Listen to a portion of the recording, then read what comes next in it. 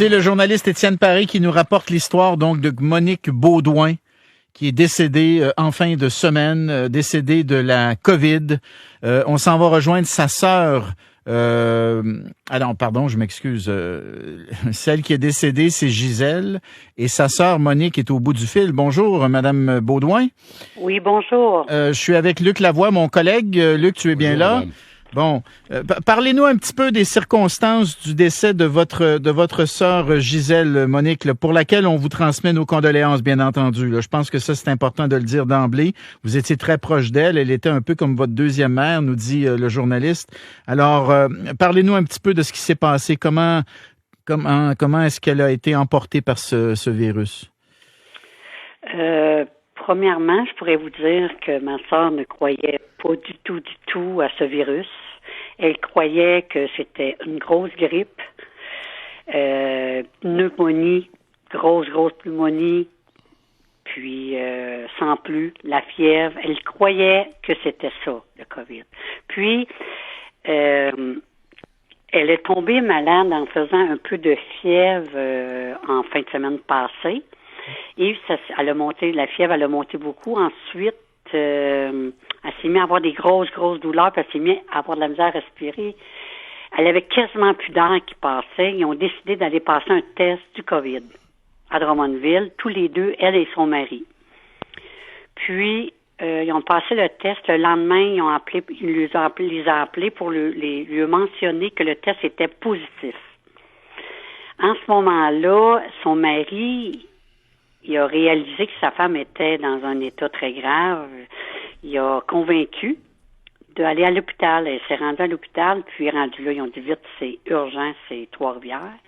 À Trois-Rivières, elle est arrivée là, puis voyez, elle est arrivée mardi, puis le 1er mai, elle est décédée.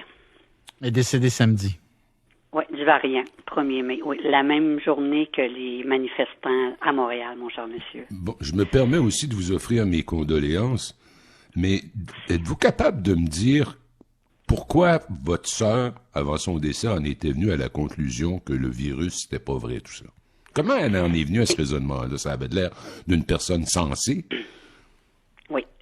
Ma sœur, c'est une personne très sensée. Elle chantait. Elle avait de la joie de vivre, mais ma sœur, c'est une personne de conviction. Puis, c'était quelqu'un qui était très croyante aussi. Puis, elle s'est mise, avec les fameux réseaux sociaux, qu'on a accès à tout maintenant, fait que là, elle s'est mise à recevoir des vidéos, puis elle se nourrissait énormément de ça. Puis ça, c'est une personne qui fait beaucoup de recherches sur qu'est-ce qui l'intrigue, là, elle lâchera pas le morceau. Elle est très tenace.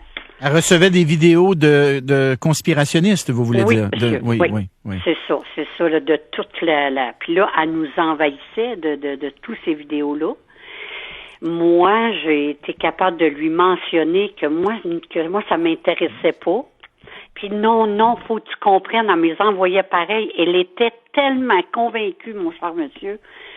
C'était vraiment, là, écoutez, elle est allée même à Drummondville manifester. Je ne comprends pas, c'est pas ma sœur, là. Elle était convaincue de quoi? Que le virus était une invention? Oui, vraiment. Puis que là, ce vaccin-là, qu'on était pour être malade avec ça parce qu'il y a trop de monde sur la Terre. Puis il faut éliminer les personnes âgées, il faut que ça parte, ça, là. Puis que, là, on était pour avoir des puces, là, je peux pas vous vous expliquer ces trucs. Mais avez-vous essayé de la convaincre? Hey, monsieur, si vous saviez, écoutez, je vais vous expliquer, je vais vous dire, ma sœur, elle est très croyante, elle croit en Dieu. Puis moi, je lui ai mentionné à un moment donné, j'ai dit, tu sais, Gisèle, moi, je suis ta petite sœur, tu m'as toujours enseigné des belles choses de la vie, parce que ma sœur, c'est une personne avec un bon cœur de très grande valeur. Mm-hmm. Puis là, tu es en train de m'enseigner qu'on a le droit de mourir, qu'on a le droit de se suicider. Tu as deux choix dans la vie. Tu as le droit de mourir ou de rester, là. Toi, à l'âge que tu as, là, si tu prends le COVID, tu vas mourir peut-être, ma soeur. Non, tu comprends pas. Elle m'expliquait qu'il n'y en avait pas de COVID. Elle, pour elle, ça n'existe pas. C'est M. Legault qui en met, puis il essaie de faire peur au monde. Puis, écoutez, monsieur, j'ai tellement essayé que ça faisait 4 mois que je lui avais pas adressé la parole. Parce que j'étais plus capable de recevoir de tout ça. Puis je lui ai dit, je t'aime. On va se reparler un petit peu plus tard quand que le COVID va être fini, parce que moi, je suis plus capable, là. Alors, Mais à la fin, elle a changé d'idée. Voilà, c'est ça, Monique. Oui. Quand elle est tombée malade, à un moment donné, elle a eu comme il y a eu comme un réveil, un déclic qui s'est fait, là. Racontez-nous, là. C'est que elle, ma sœur, c'était une personne qui étudiait beaucoup. Elle étudiait. Fait que elle, là, elle étudiait le vaccin, elle a tout écouté au complet, tous les symptômes, puis tout ça. Puis, à la suite de ça, elle savait c'était quoi les symptômes du COVID. À force d'avoir écouté beaucoup de choses. Fait que là, quand elle est tombée malade, puis qu'elle s'est ramassée là-bas, puis qu'elle est arrivée, puis là, ils ont dit, oh, madame, vous êtes entre la vie et la mort. Au polaire, là, ils l'ont pas intubée tout de suite. Ils ont dit, là, voulez-vous être réanimée? Là, ils ont dit, vous en allez, là, parce qu'elle est en train de mourir. Là, elle a dit, wow, attendez un petit peu. Elle dit, c'est une pneumonie que je fais? Non, madame, oui, c'est là, ils ont tout expliqué c'était quoi, qu'elle avait le COVID, puis tout ça, parce que là, elle étouffait. Puis, à partir de là, en tout cas, elle m'a écrit, puis elle m'a dit, ma soeur, j'ai eu le COVID, je n'y croyais pas, allez vous faire vacciner, je vous en supplie, je suis entre la vie et la mort à Trois-Rivières, puis elle a écrit un beau mot, parce que ma soeur, c'est une enseignante naturelle, elle a enseigné toute sa vie, puis de toutes ses connaissances qu'elle pouvait savoir, puis elle l'a fait la veille de son décès. Elle a écrit un mot aux personnes qu'elle aimait la veille de son décès pour leur dire quoi? D'aller toutes se faire vacciner. Elle demandait à son mari, elle a supplié, puis il a dit oui, je vais y aller, allez vous faire vacciner, vous allez toutes mourir. Je souffre, je veux juste partir, je veux partir, aidez-moi. Elle voulait partir, c'était inconcevable. Elle a 3 beaux enfants avec de très grandes valeurs, 10 petits garçons, des petits enfants qui aimaient le mamie Lou. C'est une triste histoire. Mais vous ne pouvez pas savoir à quel point c'est important de vous entendre la raconter. Parce qu'on a plein de sceptiques aussi. On en a vu dans les rues de Montréal. Non, il y en a plein qui nous écoutent, là. Puis qui nous écoutent, là, puis qui doivent entendre ce que vous dites. Je veux dire, c'est important. Oui, c'est important, mon cher monsieur, parce que, tu sais, même moi, j'ai toujours j'ai fait attention et tout ça, mais quand on a quelqu'un de proche, qu'on voit notre sœur intubée, elle m'écrivait des affaires, j'étouffe, ma sœur, j'étouffe, je veux mourir. Ça fait tellement mal, aidez-moi, quelqu'un. Elle était capable d'écrire malgré tout parce qu'elle avait son cellulaire, puis elle était cloîtrée dans une pièce. Puis elle était sur son FaceTime avant de mourir. Elle nous a chanté une chanson parce que ils ont mis une certaine médication que ça l'aide à respirer, mais qu'ils peuvent pas utiliser ça à grosse dose parce que le cœur arrête, là. Je sais pas trop je suis pas médecin. Je comprends pas tout à fait tous ces trucs-là.